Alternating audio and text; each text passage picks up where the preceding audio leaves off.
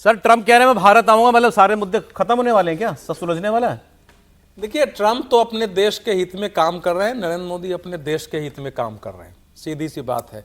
Trump का आपने अभी पाकिस्तान का जिक्र किया, उसने तो पाकिस्तान पर अस्थायी रूप से इन्फ्लुएंस का आधार बना दिया कि अब किसी से बात नहीं करनी है, सेना के पास इतनी ताकत होगी, डायरेक्ट बात करेंगे। भारत से उनके लिए निपटना कठिन है, लेकिन उनको मालूम है कि भारत के साथ तो हमको संबंध रखना ही है, जो पार्टी में विरोध है, जो दूसरी ओर से विरोध है, तो ये बात करते हैं। लेकिन ट्रम्प की बात का अभी तक कोई मायने नहीं है।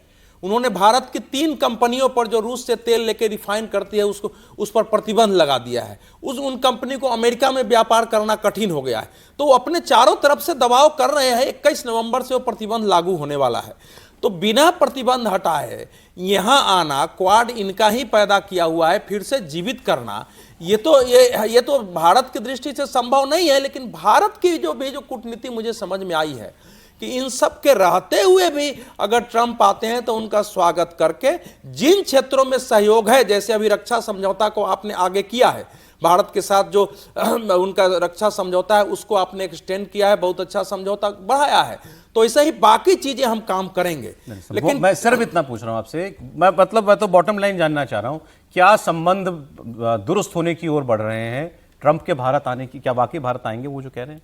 नहीं, आ सकते हैं, क्योंकि भारत को छोड़ करके वो कितने दिन तक रहेंगे? उन्होंने मुद्दे सुलझा के ही आएंगे ना, कोई आवश्यक हालात नहीं में है। तो नहीं आ सकते। नहीं, केवल व्यापार, उससे पहले नहीं आ सकते। वो क्या है कि नहीं, देखिए, ट्रम्प को कुछ नहीं कर सकते हैं कुछ दिन के लिए। मान लिया उसने टाल दिया, फिर जाके कर सकते हैं। ट्रम्प के जो इंटरनेशनल पॉलिसी है, उसने वो क्या सोच के दुनिया की नई व्यवस्था कायम करना चाहता है। सर थोड़ा सा उन्होंने कहा he wants me to come, कि मोदी ने मुझसे कहा कि आप भारत आइए। मोदी तो तभी होस्ट करेंगे ना जब बात करने के लिए कुछ होगा। अभी क्या बात करेंगे मोदी जी से? नहीं, एक्सेप्ट व्यापार वार्ता, बाकी बात तो हो रही है अमेरिका के साथ। जो हमारा लॉन्ग टर्म 2000 से जो हमारा उनके साथ स्ट्रेटेजिक पार्टनरशिप है वो हो रही है। हम अभी भी एशिया पैसिफिक जिसको बोलते थे, अब हिंद प्रशांत है, वहां उनके भी आ सकते हैं ट्रम्प बिना सारे मसले खत्म हुए भारत और अमेरिका के। मतलब सारे ना सुलझे, लेकिन जो खासतौर से ये टैरिफ वाला मसला है और जो बड़ी डील्स है उसको सुलझाए बिना नहीं आएंगे। बल्कि ये मैसेज जब वो दे रहे हैं, इसका मतलब ही वो चाहते हैं कि इस मामले में कुछ सुधार हो। बिना उसके इस तरह के समिट नहीं होते। आपको याद हो जब प्रधानमंत्री मोदी चाइना जा रहे थे एससीओ में, समिट में, तो उससे पहले चाइना से जो बड़े मसले थे उन पर काम हुआ। 100% नहीं होता। और क्या वो ट्रम्प यहाँ पर झगड़ा करने के लिए थोड़ी आएंगे ना समिट में? उसका मतलब पहले एक बेटर रिलेशनशिप बने, बेहतर तरीके का कुछ रिश्तों में सुधार हो। यदि ट्रम्प ने ये मैसेज दिया है कि वो भारत आएंगे, मे भी, है ना, तो इसका मतलब वो बेहतर करने के, रिश्तों को बेहतर करने के लिए सोच रहे हैं। सर बेहतर उतर नहीं, एक लाइन की बात है, टैरिफ हटाए बिना ट्रम्प हाँ, भारत नहीं वही बात मैं कह रहा हूं, बस एक लाइन, वही उसको समझ। बाकी तो मतलब ठीक है, उसी से तो रिश्ता है।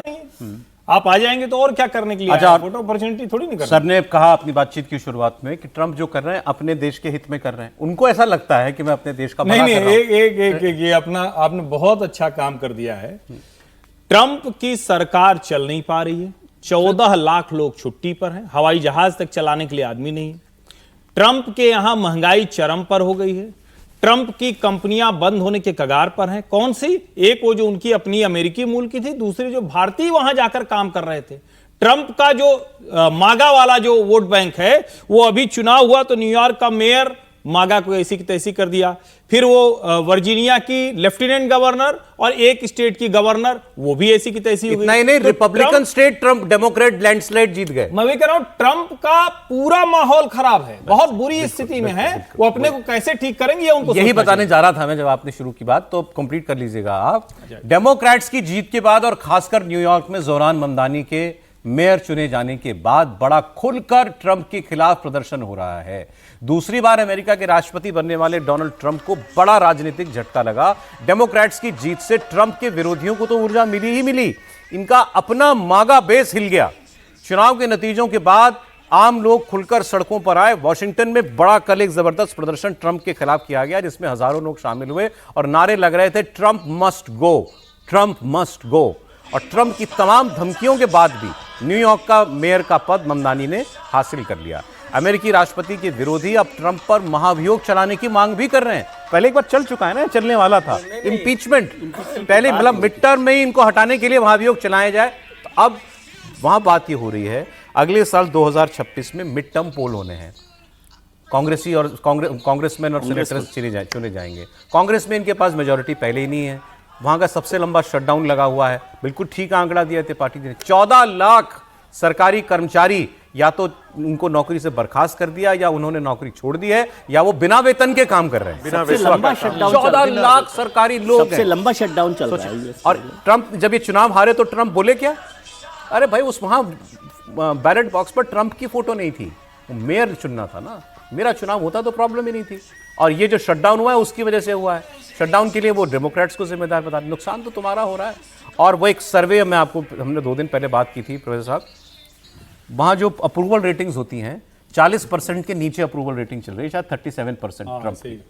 दूसरे टर्म में जाते जाते जितने बुरी कंडीशन में वो छोड़ के गए थे रिपब्लिकन पार्टी की लोकप्रियता, वहां वो दूसरे टर्म के पहले साल में पहुंच चुके हैं। महंगाई बढ़ चुकी है, नौकरियां जारी हैं। देखिए, 2-3 बातें हम थोड़ा सा पाकिस्तान पर भी एक टिप्पणी कर देना चाहते हैं।